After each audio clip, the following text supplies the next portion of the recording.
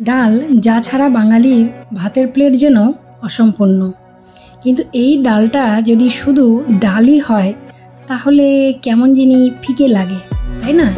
তাই আজকের গল্প একেবারেই ঘরের ঘরোয়া সবজি দিয়ে একটা ডাল রেসিপি। এখানে শুধু ডালের গন্ধই নয়, মিশে থাকবে টাটকা সবজি আর মিষ্টি স্বাদ, হালকা মশলার ছোঁয়া, আর ভাতের সাথে খাওয়ারের মতো এই শান্তি যেন কোথাও খুঁজে পাওয়া যায় না।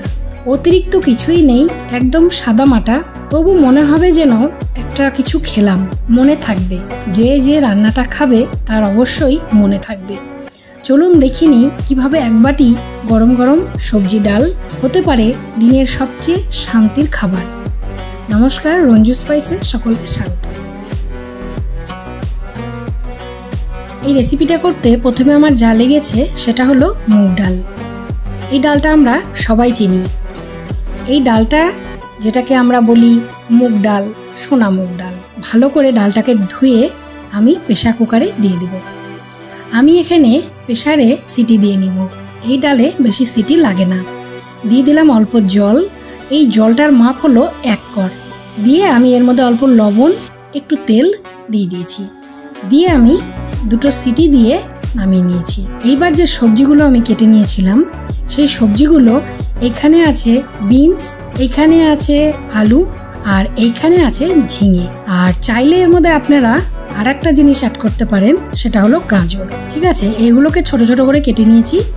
আর ডালটা আমার এদিকে সেদ্ধ হয়ে গেছে, আর এদিকে কড়াইটা গরম হয়ে গেছে। আমি কড়াইয়ের মধ্যে দিয়ে দিচ্ছি তেল।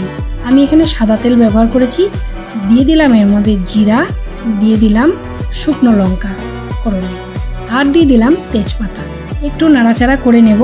আর দিয়ে দিলাম একটু হিং, দিয়ে দিলাম কাঁচা লঙ্কা, আর দিয়ে দেবো এখানে আদা কুচি করে রেখেছিলাম, সেই আদাটা দিয়ে ভালো করে নাড়াচাড়া করে নিচ্ছি। দেখুন খুব সুন্দর একটা গন্ধ বের হয়ে আসবে। এই মশলাটা ভাজাটার মধ্যে যে গন্ধটা বের হয়ে আসবে তখনই মনে করবেন যে হ্যাঁ, সুন্দর রান্নাটা হয়েছে। আচ্ছা, এরপর যে সবজিগুলো কেটে রেখেছিলাম সেই সবজিগুলোকে আমি দিয়ে দিলাম। দিয়ে ভালো করে নাড়াচাড়া করে নিলাম। দেখুন ঠিক এইভাবে। তারপর দিয়ে দিলাম এখানে অল্প করে লবণ, আর দিয়ে দিলাম হলুদ। দিয়ে এবার ভালো করে ভেজে নেব। আর দিয়ে দিলাম লঙ্কার গুঁড়ো। যদি আপনারা লঙ্কার গুঁড়ো দিতে না চান, না দেবেন। যে যেরকম পরিমাণে ঝাল খাবেন ঠিক সেই পরিমাণেই ঝালটা এখানে ব্যবহার করবেন। তারপর ভালো করে নাড়াচাড়া করে নিচ্ছি। আমি কিন্তু এখানে কোনো জল দেব না, কারণ এই সবজির জলেই আমার এই সবজিটা সেদ্ধ হয়ে যাবে, কারণ যেহেতু ছোট ছোট করে কাটা ছিল।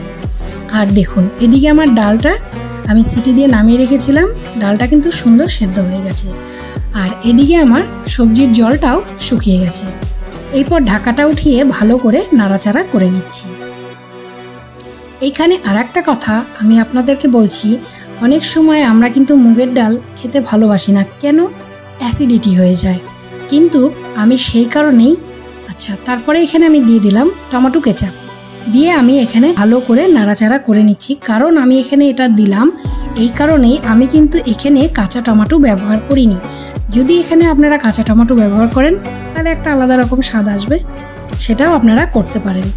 দিয়ে দিলাম, তারপরে নাড়াচাড়া করে এর মধ্যে সেদ্ধ ডালটাকে দিয়ে দিলাম। দিয়ে এবার ভালো করে সবজির সাথে ডালটাকে মিশিয়ে নিচ্ছি। আর এই যে ডালটা, এটা কিন্তু আমি ভেজে নেইনি, এটা আমি কাঁচা ডালটা ধুয়ে সেদ্ধ করে রান্না করেছি। একবার খেয়ে দেখবেন, এখানে কোনো অ্যাসিডিটি হবে না। আপনারা ঘরে প্রায় এই ডাল করে খেতে পারবেন।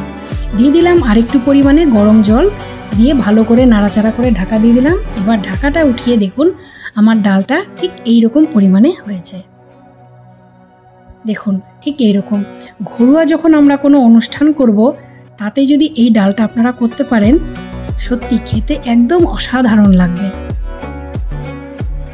দেখুন ঠিক এইরকম ভাবে আমার ডালটা ফুটছে।